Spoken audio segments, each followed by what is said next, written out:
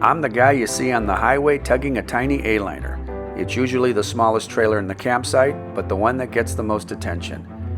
In today's episode, I'll describe the process and research required while searching for the RV suited to my needs, as well as my reasons for buying an Aliner Ranger 10. Welcome to Have Map, Will Travel.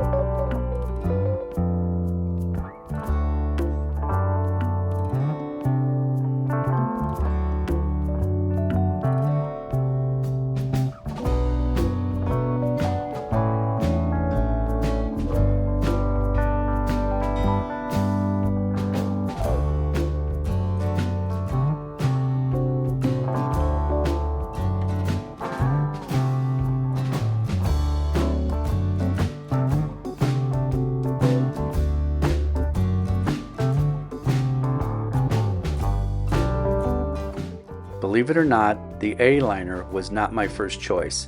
I considered small teardrop trailers, which are inexpensive and functional, but I needed a bigger trailer in which I could stand up inside of. I looked at various brands, including the Meerkat, which was small enough to park in my garage and with the pop-up ceiling tall enough to stand in. Consideration was also given to various models offered by Little Guy Trailers. After several months of research, I decided to buy a new Camp Tab 320. It was a cute teardrop trailer weighing in at just over 2,000 pounds. Suitable for two adults, the selling point was that it had a built-in toilet and shower. I decided to buy a used Tab 320 as new ones ran north of $30,000. I knew in advance that the height of this trailer is 5 feet 9 inches, but I thought my 6 foot 1 inch height could adapt. But when I set foot inside the trailer at a dealer, I realized that this RV was not a good fit. The clamshell model, which offers an outdoor galley, didn't offer much headroom either. So I then set my sights on a new Camp Tab 400, a bigger version of the Tab 320, but I soon gave up as used models were selling at about $35,000 and up, and the dry weight of a Tab 400 was a hair under 3,000 pounds. I didn't want to strain my tow vehicle, which has a capacity of 3,500 pounds. My search began anew, but I changed the focus and began a more realistic search, asking myself what I really needed in an RV. Question 1. Why do I want an RV? Answer. I was looking for something to replace tent camping. Even with an elevated inflatable mattress, I found myself on my hands and knees, and my biggest tent wasn't tall enough for me to stand up in. A soft-sided pop-up trailer was a choice I contemplated, but I felt that it wouldn't keep me warm enough in cold weather. That's when I reconsidered an A-liner, which I had scratched off my list. The hard sides would definitely keep me warm in cold weather. Question 2. Does RV need a toilet and shower? Answer. No and no. Most tent camping sites that I visited usually had toilets and public showers. I could always buy a porta potty, maybe an outdoor shower option. Question 3. Does RV need a built-in stove and furnace? Answer.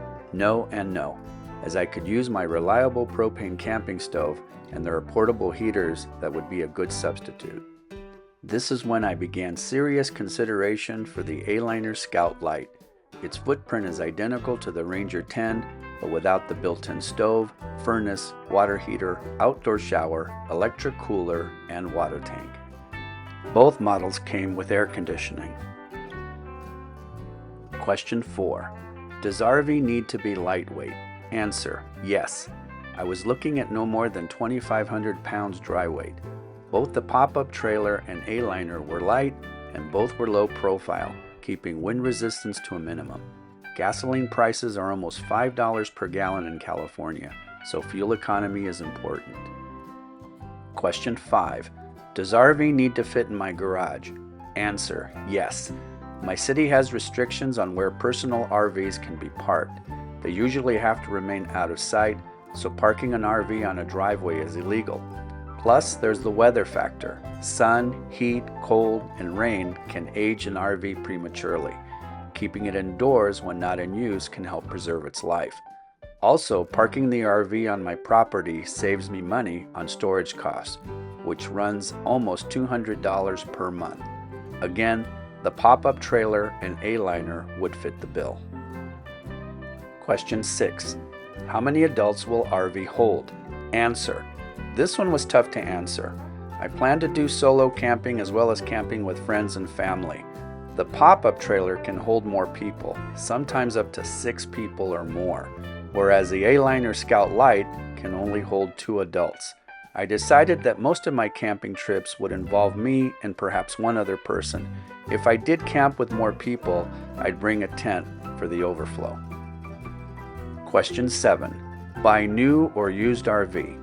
Answer: again, a tough question to answer. There are many used RVs in the market. Some listings are through dealers and others are listed on Facebook, Craigslist, or other RV postings. However, a lot of the used RVs were beat up and rusted. There was also the question of how sturdy the frame and axles were. I decided to buy a brand new RV.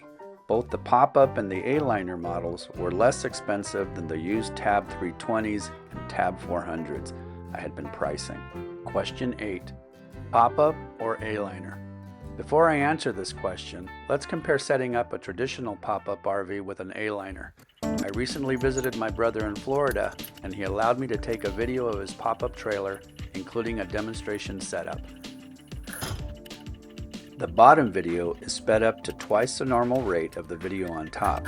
As you will see, I can set up and take down an A-liner faster and with less physical activity.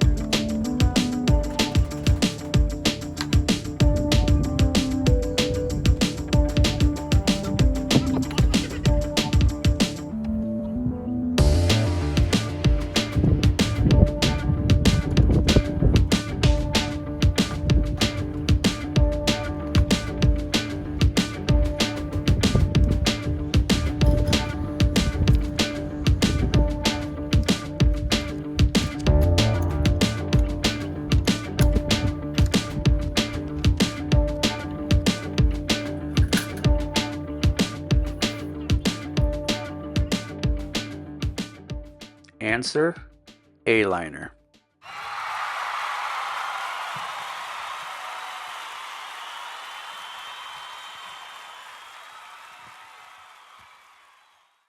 I made the decision to buy an A-liner Scout Lite, which retailed a little over $18,000. The next challenge was finding an RV dealer in Southern California that sold A-liners. Most dealers were in Central and Northern California, and many dealers in Arizona and Texas. However, I did find Little Guy Trailers in San Diego.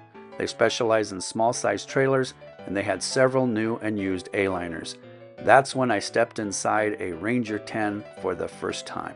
It is 13 feet in length and the exact footprint of the Scout Lite, with a 30-inch wide bunk and a dinette that turns to a 40-inch wide bed. The Ranger 10 also has a built-in stove, furnace, outdoor shower, 6-gallon water heater, 12-volt ice chest, two 20-gallon liquid propane tanks, and an 11-gallon fresh water tank. As a bonus, it also comes with a high wind kit and a soft dormer, which provides more space, increased lighting, and better ventilation. The Ranger 10 was listed for about $6,000 more than the Scout Lite. After sitting in the trailer and comparing it with other small trailers in the warehouse, I decided to buy the Aliner Ranger 10. If you're in the market for a small RV, contact Sean Hagan at Little Guy Trailers in San Diego. Tell him that Have Map Will Travel Guy sent you. Thank you so much for watching, and I hope that you found the video helpful. If so, give it a thumbs up and subscribe. More videos to follow as I venture through the highways and interstate in my tiny A-liner.